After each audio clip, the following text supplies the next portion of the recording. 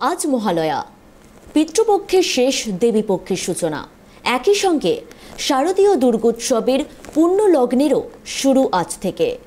মহালয়ার মাধ্যমে দেবী দুর্গা আজ পা রেখেছেন মর্তলোকে। বছর ঘুরে আবারও উমা দেবী আসছেন তার বাপের বাড়ি। আর শেষ মুহূর্তে কতটা ব্যস্ত কুমোরটুলি, কি জানাচ্ছেন মৃৎশিল্পীরা, দেখুন।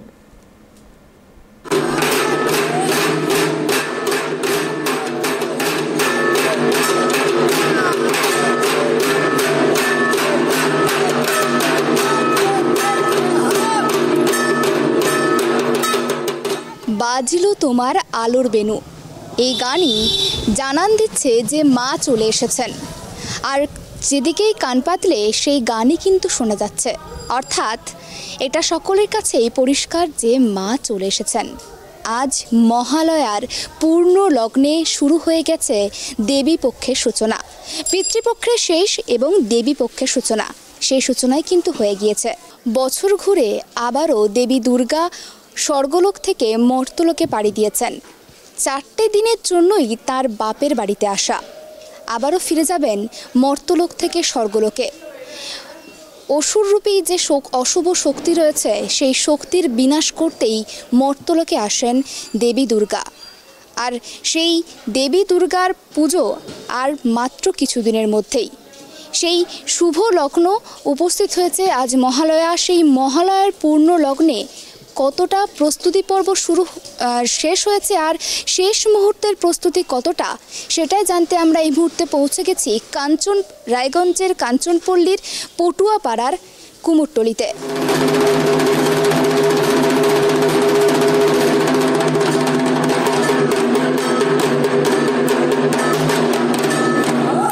আমরা কিন্তু চলে এসেছি কুমোরটুলিতে। এখনও কিন্তু শেষ মুহূর্তের প্রস্তুতি চলছে জোর কদমে। সেই ছবি আপনাদের দেখাবো যে আর কিছুদিনের মধ্যেই সেই দুর্গাপুজো, বাঙালির শ্রেষ্ঠ উৎসব দুর্গোৎসব, সেই উৎসবের প্রস্তুতি জোর কদমে চলছে। সেই ছবি আপনাদের দেখাবো।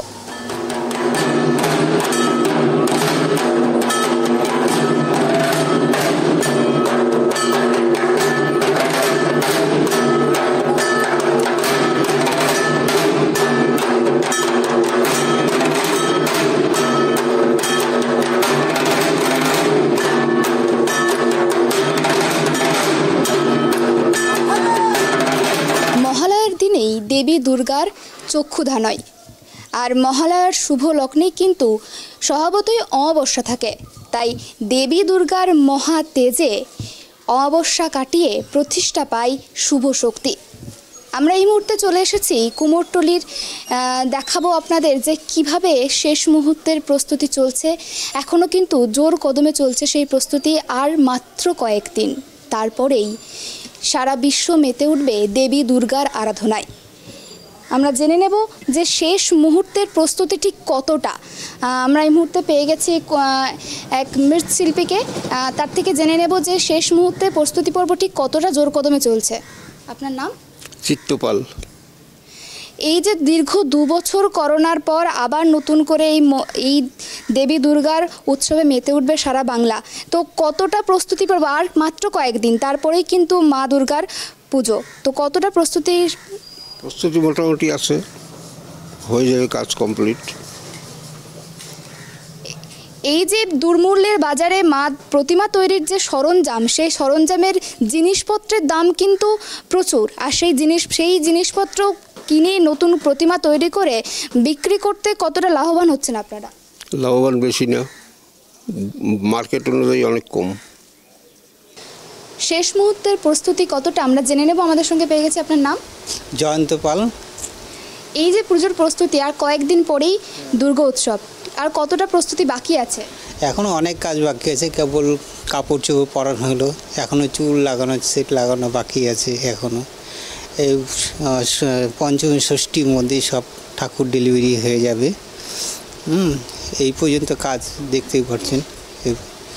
এই যে পুজোর সরঞ্জাম, প্রতিমা তৈরি করতে যে সরঞ্জাম আপনাদেরকে কিনতে হয়েছে, তারপরে সেই সরঞ্জাম পরানোর পরে যখন আপনারা প্রতিমা বিক্রি করছেন, কতটা মুনাফা লাভ করছেন আপনারা?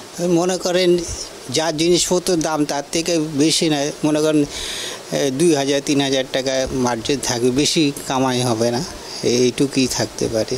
এবার জিনিসপত্রের দাম বেশি। এই গত বছরের থেকে এখন কি জিনিসপত্রের দাম আরও বৃদ্ধি পেয়েছে? হ্যাঁ বেশি, কিন্তু জিনিসপত্রের দাম বেশি, কিন্তু মূর্তির দাম তুলনায় কম আছে। গত বছর তো করোনার জেরে যেহেতু দুর্গাপুজো সেভাবে জাঁকজমকপূর্ণভাবে হয়নি, এবছর যেহেতু হচ্ছে, তো সেবছর কতটা অর্ডার পেয়েছেন আপনারা? এই বছর 10টা অর্ডার হয়েছে, 10টা।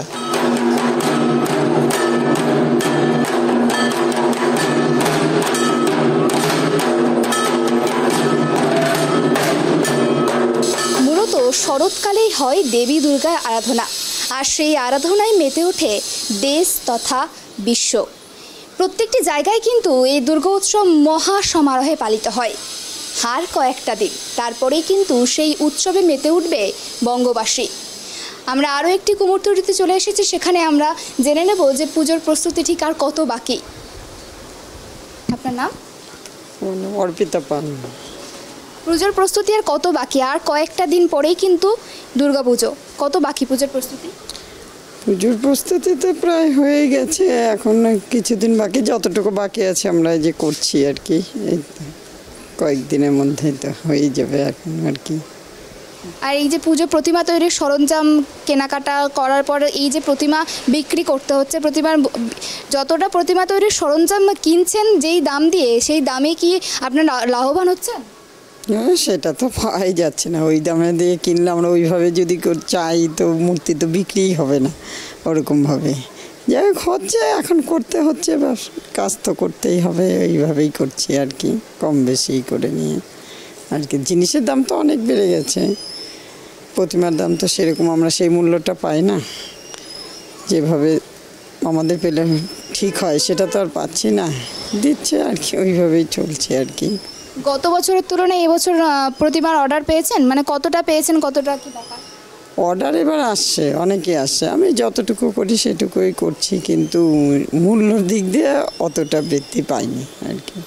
আমরা রায়গঞ্জের কাঞ্চনপল্লীর পটুয়াপাড়ার কুমোরটুলিতে এসেছিলাম, সেখানে অনেকেরই প্রতিক্রিয়া নিয়েছি। কেউ বলছেন যে দুর্মূল্যের বাজারে মূল্যবৃদ্ধি পেয়েছে প্রতিমার, আবার কেউ বলছেন পাচ্ছেন না, কিন্তু প্রতিমার অর্ডার পেয়েছেন প্রত্যেকেই, এমনটাই জানা যাচ্ছে মৃৎশিল্পীদের তরফ থেকে। শাস্ত্রীয় মধ্যে দুটি পক্ষ রয়েছে, একটি পিতৃপক্ষ, অন্যটি দেবী পক্ষ। আর এই পিতৃপক্ষ শেষ হয়েই মহালয়া শুভ লগ্ন দিয়ে কিন্তু শুরু হয় দেবী পক্ষ, আর সেই দেবী পক্ষে সূচনা কিন্তু রীতিমতো হয়ে গিয়েছে। আর কয়েকদিন তারপরেই কিন্তু উমার আগমনের বার্তা শুরু হয়ে গিয়েছে, এবং উমার আগমনের পর দুর্গাপুজোতে মেতে উঠবেন সারা বঙ্গবাসী। ক্যামেরায় আনন্দ সরকারের সঙ্গে আমি সুপর্ণা, ট্রাইব টিভি, রায়গঞ্জ।